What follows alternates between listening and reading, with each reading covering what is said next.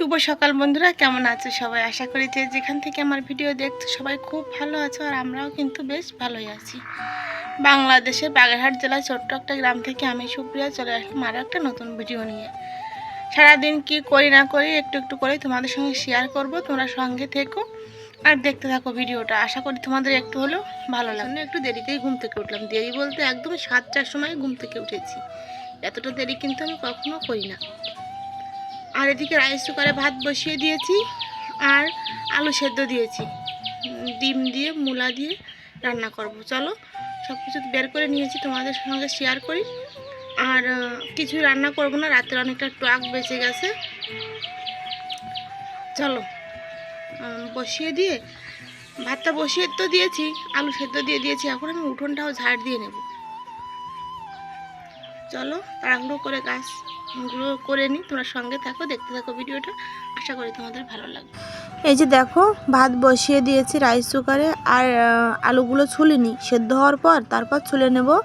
আর ডিমগুলো আমি কড়াইতে সেদ্ধ করে নেব। আলুগুলো আমি ভাতের উপরেই সেদ্ধ করে নিলাম, সেদ্ধ বসিয়ে দিলাম আর কি। আর এদিকে দেখো, ফ্রিজ থেকে দুটো মূলা আর 6 পিস ডিম বের করেছি, হয়তো 6 পিস না 5 পিস এরকম কি হবে।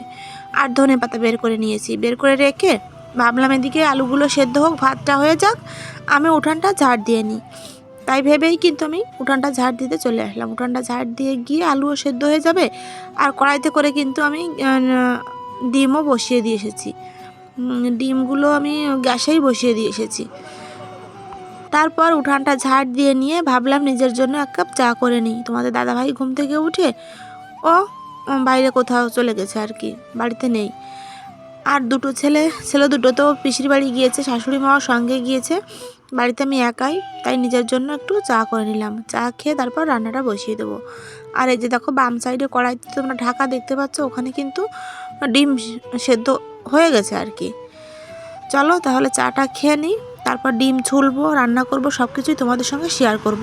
রাস্তা দিয়ে প্রচুর গাড়ি যাচ্ছে বন্ধুরা, তোমরা একটু প্লিজ ম্যানেজ করে নিও। আর আমি কিন্তু লাল চা খেতেই পছন্দ করি, তোমরা সব সময় দেখো আমাকে লাল চা করেই খেতে। দুধ চাও কিন্তু মাঝে মধ্যে করি, ছেলেকে যখন টিউশনি পড়াতে আসে তোমরা দেখতে পাও মাঝে মধ্যে করে দেই। আমি কিন্তু খাই না, খুব কম খাই। তারপর দেখো, এই যে মূলা আলু, আর আলুগুলো তো সেদ্ধ হয়ে গেছে, আর ধনেপাতা, গাছ থেকে কয়েকটা বেগুনও আনলাম। আলু বেগুন মূলা দিয়ে করব হাঁসের ডিমের একটা ঝোল, আর দেবো ধনেপাতা। শীতকালে ধনেপাতা না দিলে একদমই চলে না বলো। আর ধনেপাতা দিলে কিন্তু তরকারির টেস্টটা অনেকটা বেড়ে যায়। আমার তো ভালো লাগে। আমার বড় ছেলে একদমই ধনেপাতা খেতে যায় না। ওকে আমি তরকারি যখন দিই খুব সাবধানেই দিই, যাতে ওর থালাতে না পড়ে ধনেপাতাগুলো। চলো তাহলে কেটে নিই, তারপর তো রান্না বসাবো। তোমরা সঙ্গে থাকো, দেখতে থাকো ভিডিওটা।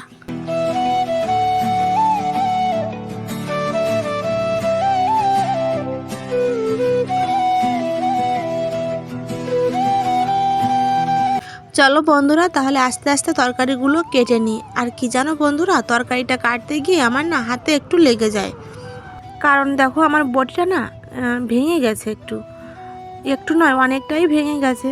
তবু এখনও কাজ চালানোর মতো আছে আর কি।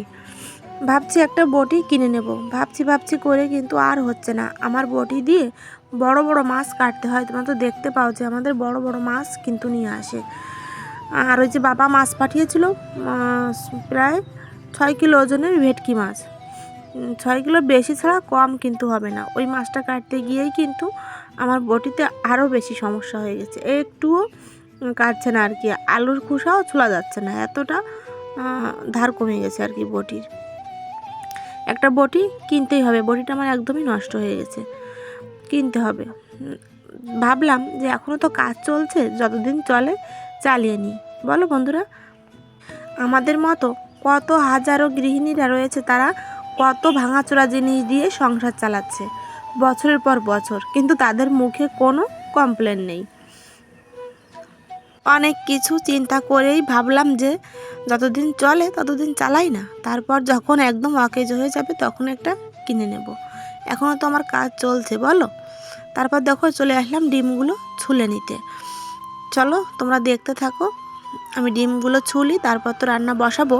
আর সাইডে দেখো অনেকগুলো হেলাঞ্চে শাক, আমার পাশের বাড়ির ননদ এই শাকগুলো তুলে আমাকে দিয়ে গেল।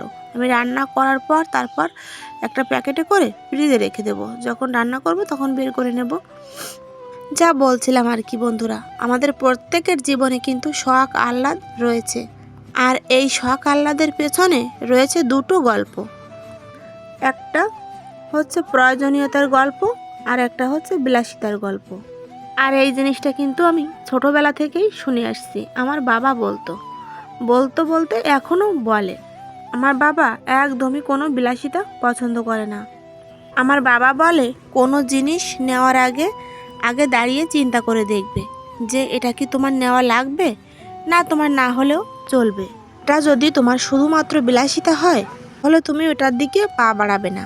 আর যদি তোমার খুব প্রয়োজন হয়, সেটা তোমার প্রয়োজনীয় জিনিস হয়, তাহলে তুমি ভেবে চিনতে তারপর যদি তোমার কাছে টাকা থাকে তাহলে তুমি সেটা নিতে পারো।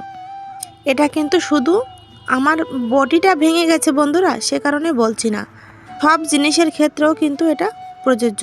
বলো, এই কথাগুলো আমার বাবা বলে। আরও কিছু কথা আমার বাবা বলে, বলবো তোমাদের সে কথাগুলো। আমার এই হাতে লেগে গেল তরকারি কাটতে গিয়ে, অমনি আমার বাবার কথাই আমার মনে পড়ে গেল। তাই ভাবলাম আমার বন্ধুদের সঙ্গে একটু শেয়ার করি। আমার তো বক বক করার জন্য তোমরা রয়েছো বলো। একটা কথায় অনেক কথা উঠে আসে বন্ধুরা। জীবনে অনেক বিলাসিতা ছিল একটা সময়, যেমন ধরো বিয়ের আগে এটা কিনি সেটা কিনি, এটা কিনবো সেটা কিনবো, এমন মনে হতো সব সময়।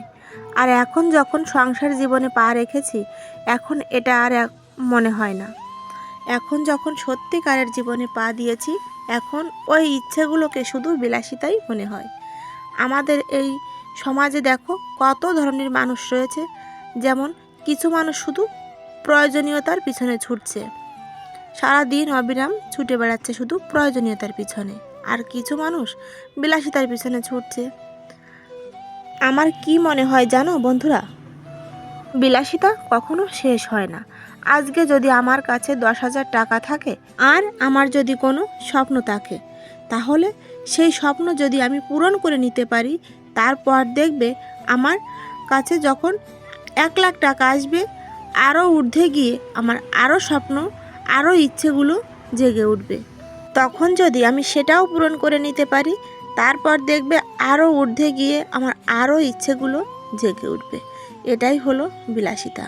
আমাদের মানব জীবনে বিলাসিতার কোনো শেষ নেই।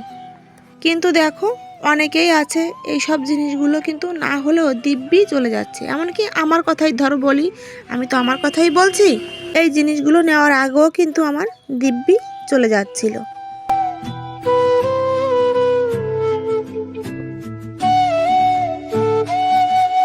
আচ্ছা, আমি এতক্ষণ যে এত কথা বললাম তার মানে এটা নয় যে আমি স্বপ্ন দেখতে পছন্দ করি না। আমি কিন্তু স্বপ্ন দেখতে খুব পছন্দ করি।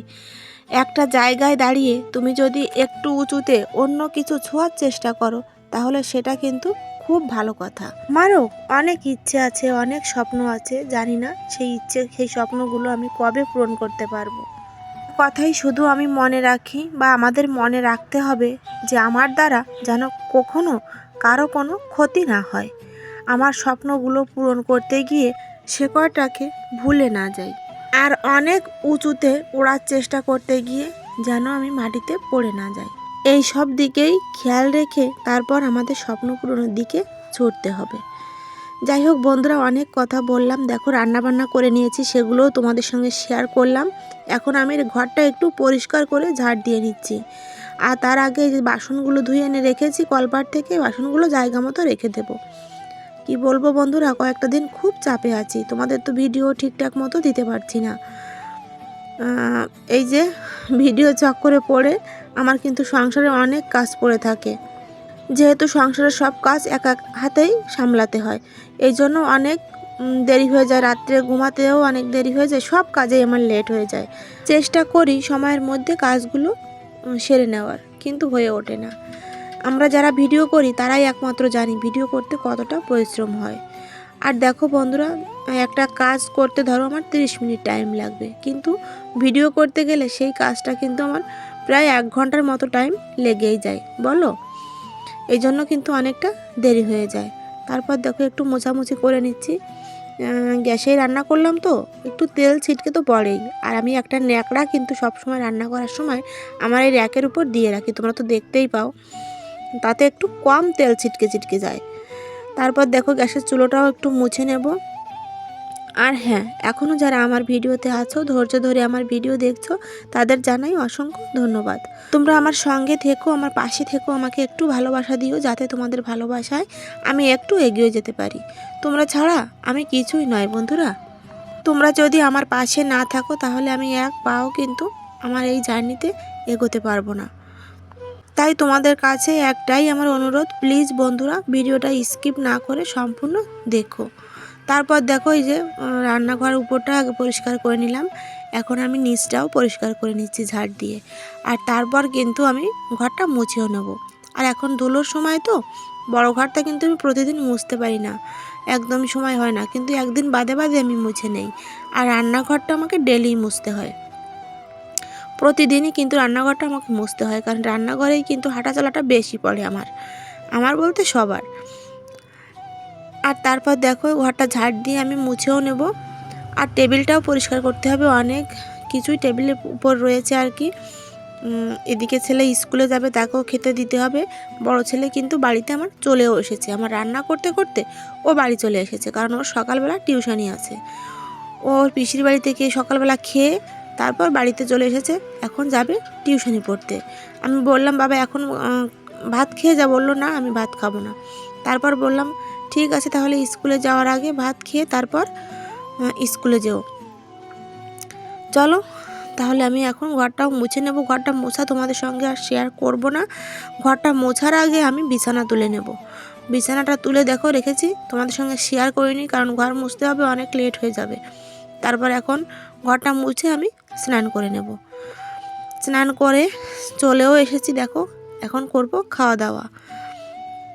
স্নান করে চলে এসেছি, এখন খাওয়া দাওয়া করব। তাহলে আজকের ভিডিওটা বন্ধুরা এখানেই শেষ করছি। তোমাদের যদি আমার ভিডিওটা ভালো লাগে প্লিজ সবাই একটা লাইক করে দিও, আর নতুন বন্ধু হলে সাবস্ক্রাইব করে আমার পাশে থেকো। আর রাত্রিবেলা এসে ভিডিও এডিট করতে গিয়ে দেখি আমি ভিডিওটা শেষ করিনি, তাই আসলাম শেষ করতে। তোমরা ভালো থেকো, সুস্থ থেকো, টাটা।